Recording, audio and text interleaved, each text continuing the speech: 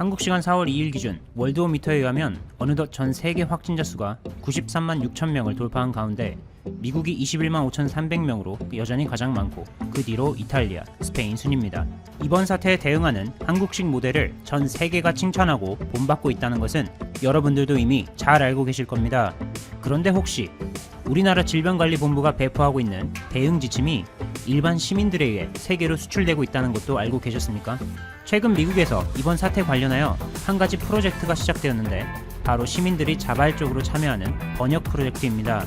이 번역 프로젝트는 어느 한국계 교수로부터 시작되었는데 바로 내 과학자인 세바스찬 승 프린스턴대 겸임 교수입니다. 동시에 삼성전자 리서치 부사장이자 뇌신경공학 기반 인공지능 연구 분야의 세계적 권위자인 승 교수는 지난달 28일 자신의 SNS에 다음 주 월요일까지 한국의 이번 사태 대응 행동 지침을 번역해 생명을 살리자 라는 글을 올렸습니다.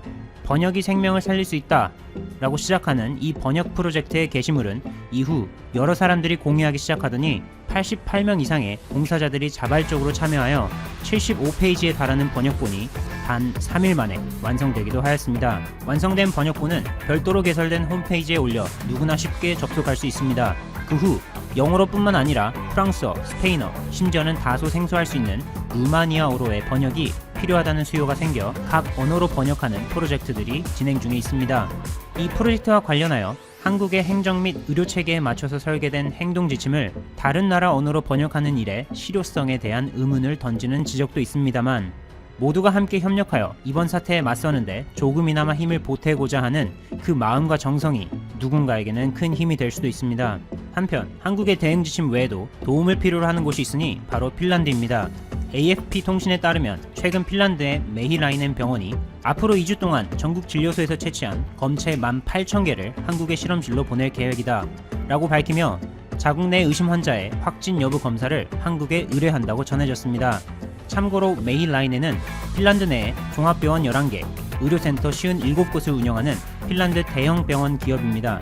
핀란드 보건당국은 세계보건기구 WHO의 지침과 각국의 사례들을 바탕으로 진단검사 확대와 확진자 격리가 결국 이번 사태의 위기를 극복할 수 있는 핵심이라고 판단하여 그동안 고위험군 환자와 의료진 등 2만 1000명을 대상으로 진단검사를 실시했습니다. 하지만 전국 각지에서 보고되고 있는 의심 환자들에 대해서는 진단키트 부족 등의 이유로 아직 검사가 진행되지 못하고 있는 가운데 현재까지 밝혀진 1446명의 확진자 외에 실제로는 이보다 30배 이상 나올 가능성이 제기되는 등 사태가 매우 심각하여 이번에 검체 검사를 의뢰하기로 결정한 것입니다.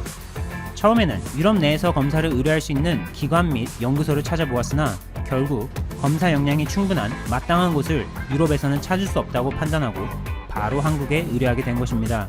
메히라이넨 병원 측은 한국은 광범위한 검사와 환자 격리 프로그램을 통해 이번 사태 확산을 획기적으로 늦출 수 있었다. 한국이라면 메히라이넨에 필요한 검사 수요도 쉽게 감당할 수 있을 것이다 라고 한국을 선택한 이유를 밝혔습니다. 참고로 우리나라에서는 검체 검사에 분자 진단 방식을 사용하고 있는데 이는 샘플을 증폭시켜 확인하는 방식으로 지금까지 정확도가 가장 높다고 알려져 있습니다. 한편 국내에서는 이번 사태 관련하여 처음으로 AI 분석 기술을 상용화하여 화제가 되었습니다. 지난 1일 의료계에 의하면 AI 의료 영상 분석 플랫폼 및 의료용 3D 프린팅 전문 기업인 메디컬 IP에서 메디프로라는 기술을 자체 개발하여 이번 사태에 대응하는 데 무료로 공개하였습니다. 이 메디프로라는 기술은 기존의 CT, MRI 등의 2차원 의료 영상을 3차원으로 만들어 확진자의 내부 장기와 병변 등을 훨씬 더 정확하게 파악할 수 있게 합니다. 또한 AI 의료 영상 분석 기술을 더하여 단 1분 만에 3차원 CT 영상을 가지고 환자의 상태가 얼마나 심한지를 선별할 수 있어 환자가 많이 늘어나고 있는 현 상황에서 최적화된 진료를 제공하는 데 큰 도움이 될 수 있습니다. 이 기술은 메디컬 IP 홈페이지에서 누구나 쉽게 무료로 프로그램을 다운받을 수 있는데 지난 30일 기준 전 세계 24개국 396개의 기관에서 이 기술을 활용하고 있다고 전해졌습니다. 이제는 한국의 우수한 진단키트로 확진 여부를 가리는 신속한 진단검사와 확진자들의 상태가 어떤지 짧은 시간에 정확하게 판단할 수 있는 AI 활용 3D 분석 검사로 진단과 진료, 양쪽 측면에서 전 세계 모범 사례가 되고 있는 대한민국입니다. 4월 1일은 만우절이었는데 올해는 예전과는 많이 다른 모습입니다. 참고로 구글은 매년 4월 1일 홈페이지에 발음이 비슷한 누들로 로고를 일시적으로 바꾸는 장난을 선보여왔지만 올해는 이번 사태 대응이 더 중요하기에 해당 이벤트를 생략하기로 하였고, 또한 국내외 소셜미디어에서도 이번 만우절만큼은 장난을 삼가하자는 글들이 많은 호응을 얻었다고 합니다. 감사합니다. 최고킹이었습니다.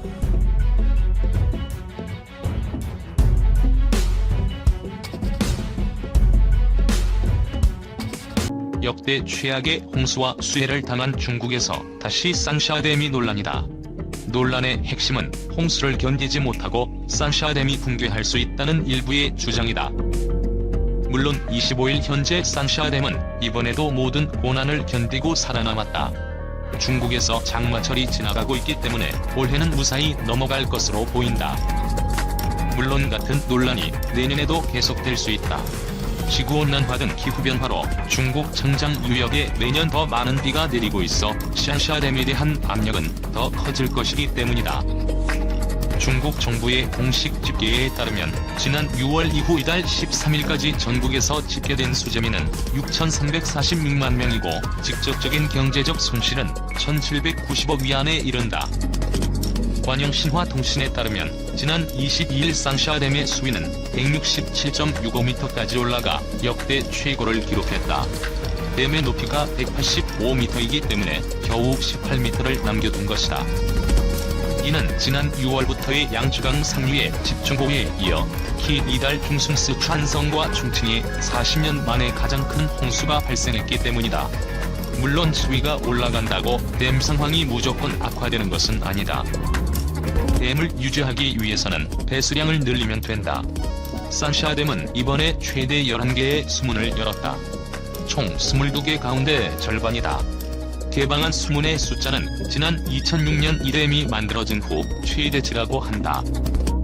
그만큼 상류의 비가 많이 왔다는 것이다. 그렇다고 무조건 물을 뽑아내기만 하면 되는 것도 아니다. 산샤댐이 방류를 늘리면 양쯔강 하류에서의 홍수 가능성이 커진다. 댐의 유지와 홍수 방지라는 아슬아슬한 줄타기를 지난 15년간 산샤댐이 하고 있는 셈이다. 올해 산샤댐 논란은 지난달 중국의 소셜미디어에 올라온 글 하나에서 비롯됐다. 황샤오쿤 중국건축과학원 연구원으로 추정되는 계정에서 마지막으로 한 번 더 말한다. 이창 아래 지역은 달아나라는 글이었다. 중국 내외에서는 이것은 산샤댐 붕괴가 임박했다는 뜻으로 해석됐다. 황 교수는 곧바로 이 글은 자신이 쓴 것이 아니라고 부인했다. 그럼에도 이후 산샤댐 붕괴설은 점점 확산됐다. 산샤댐이 홍수로 휘어진 것처럼 보이는 구글 위성 사진이 떠돌기도 했다. 결국 중국 당국이 직접 해명에 나섰다. 중국 당국의 공식 입장은 산샤댐은 100만 년 만에 홍수에도 견디게 설계됐으며 최근의 집중호우에도 여전히 건재하다는 것이다. 산샤댐은 처음부터 논란을 잉태하고 있었다. 지리적으로 산샤댐은 양쯔강 중류인 후베이성 이창시에 위치해 있다. 중국 최대의 강인 양쯔강은 중국 대륙을 서에서 동으로 흐른다.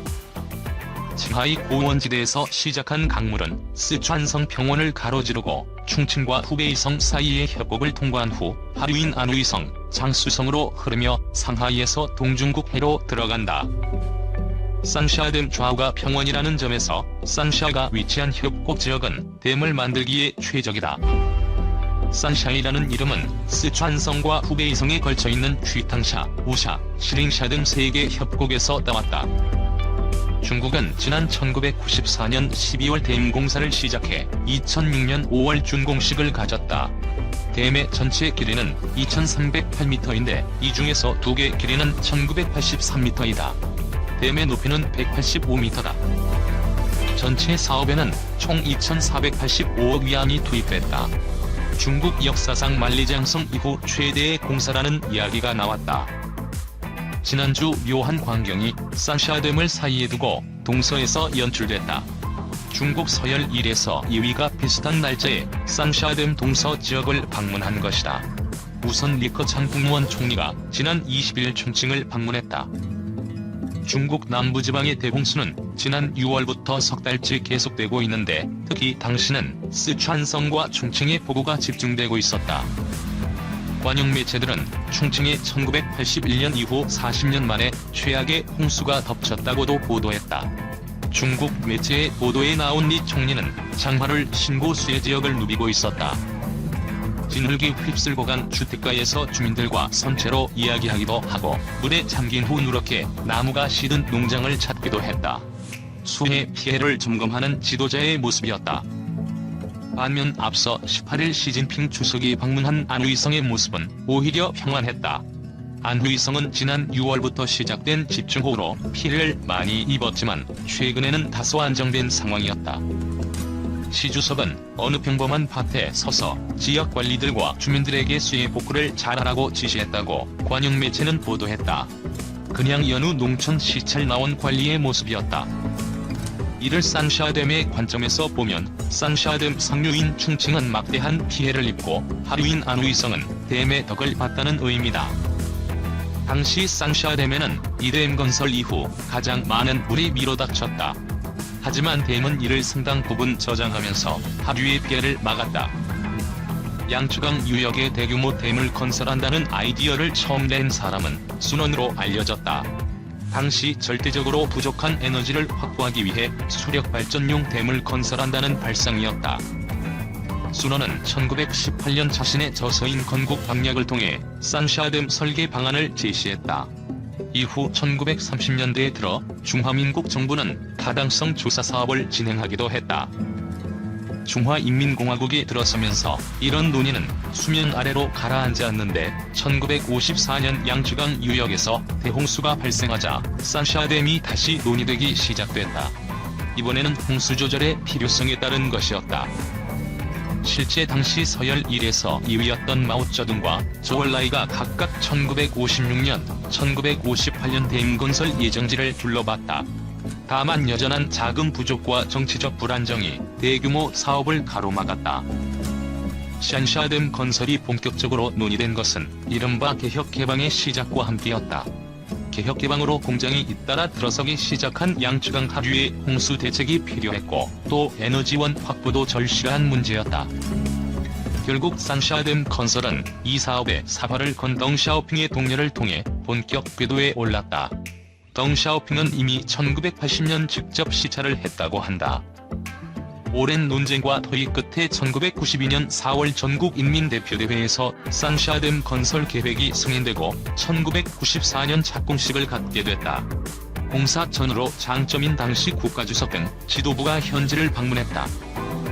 산샤댐을 통해 양쯔강 중류의 길이 660km, 평균 폭 1.1km, 총면적 632제곱킬로미터의 호수가 만들어졌다. 호수의 규모는 서울시 면적과 비슷하다. 이를 통해 한국 최대의 댐인 소양광댐의 13배에 해당하는 393억 톤의 물을 저장할 수 있게 됐다. 발전 용량은 2250만 킬로와트인데 실제 평균 1000만 킬로와트 이상을 발전하고 있다.